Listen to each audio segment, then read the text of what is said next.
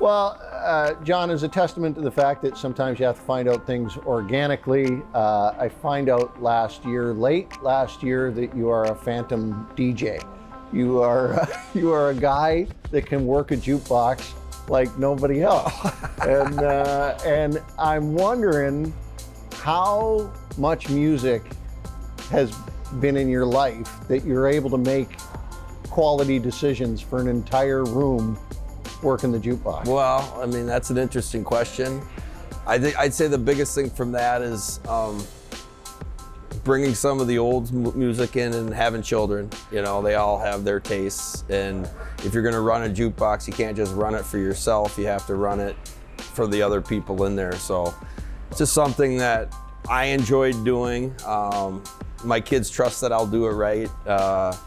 And at the end of the day, it's just something fun to do and listen to different varieties of music too. It's like kind of like having to juggle hockey players, different personalities, no different, and finding a way that best suits for everybody. So I guess it's a skill that I've acquired over the years. Again, it's a kind of an interesting question, but now that you ask it, it's kind of relatable to how I have to do it on the ice. So. Yeah, it's a fun thing to do.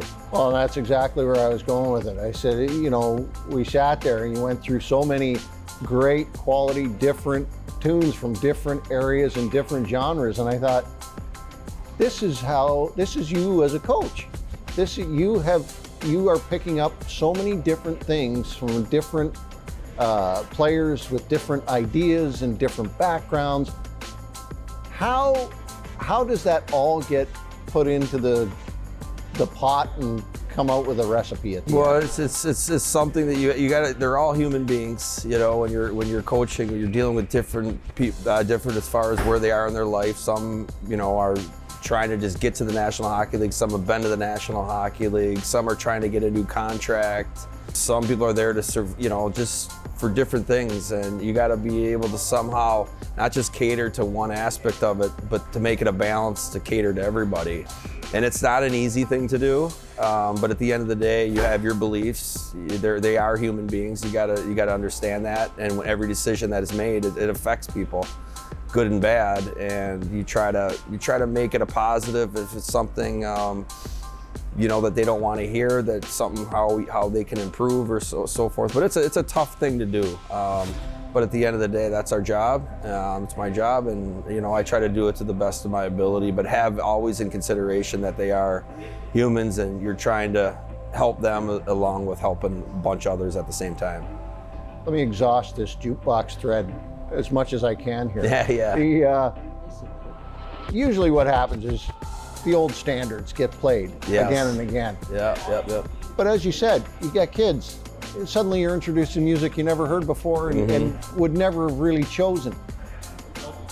You go into a season like this where you've got a bunch of new things to look at, a turnover in a roster that has been usual for the American League, but hasn't been very usual here.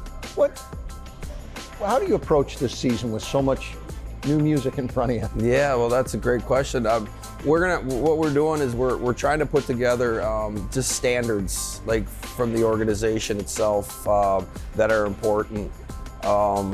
Whether it's taking something like a forecheck, because any team that forechecks well plays more time in there, and it makes it hard on the opposition, especially their defense. That's a standard. That's an identity that we have to create. No different than when we do have to go in the D-zone coverage, to understand that we want to close quick, we want to spend as little time as there is possible. That's the standard, but it doesn't happen with not 5 guys working back to our own end. Forecheck doesn't work without all 5 guys being on the same page. So those are standards and things that we thought are going to help us create an identity as a team, regardless of the guys in the lineup, because we're going to have to, there's decisions there with having a bunch of extra guys, so we got to make sure, regardless of who's in there, that they understand what the standard is, and that's kind of our approach coming into the season, and we're excited about that challenge, and the players should get excited too, because I think we have a lot of players that are capable of playing every night, but some aren't going to be able to. So being able to create that identity that allows us to succeed and for them to grow and get better. Talk about that on the player side of things. One of the guys in the coach's office that didn't have a lot of experience coming in coaching, Steve Sullivan, and just, you don't often get to see it from a coaching standpoint, that a guy absorbs as much as he possibly can. I'm just curious as to just your thoughts on seeing him grow in a role, much like players do at this level. Yeah, well, he's a great hockey mind, and he's played 1,000 games in the National Hockey League. Right. And he's also been an executive at the National Hockey League, and also being able to run an AHL team. So he knows the dynamic of it. So it's for a guy to have that type of hockey mind and have the experience, and you can see that he can really grow as a coach. You knew it's not going to take him long to continue to get better and grow and understand what it's going to take. And he's been a great addition to us as far as his knowledge and his ability to see things. So he's been outstanding in the room, and it's impressive to see him continue to grow. And another guy that's joined you, Mark Giordano, this year, Yeah.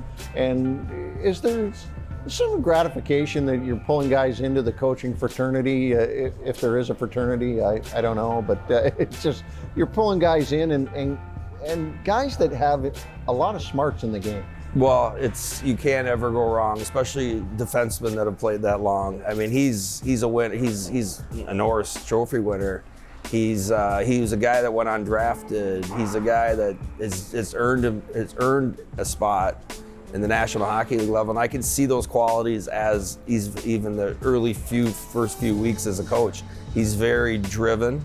He works extremely hard, and he cares about what he's going to be responsible for. So you can see he's going to be a great addition, and it's someone else, because the players are going to only hear, they hear from the head coach so many times. He's going to be that buffer that will help them understand, on the other side of it as a player, because he's only 2 years removed as a player, and he's a great guy to rely on because he's a tremendous pro. There's a reason why he played so many games, and I expect the same as helping us with as an assistant coach. Besides your staff, who you clearly watch a lot of hockey with over the course of a season, do you actually get to sit down and watch a hockey game much? And if you do, who do you like to sit down and watch a hockey game with? Well, there's a lot of times where you watch it with whoever you're with, whether it's my wife likes to watch it because my son plays on another team, so we'll watch some of that. Try to watch it without being a coach. Try to watch it and enjoy it. It's hard to do, especially when your son's playing. Yeah.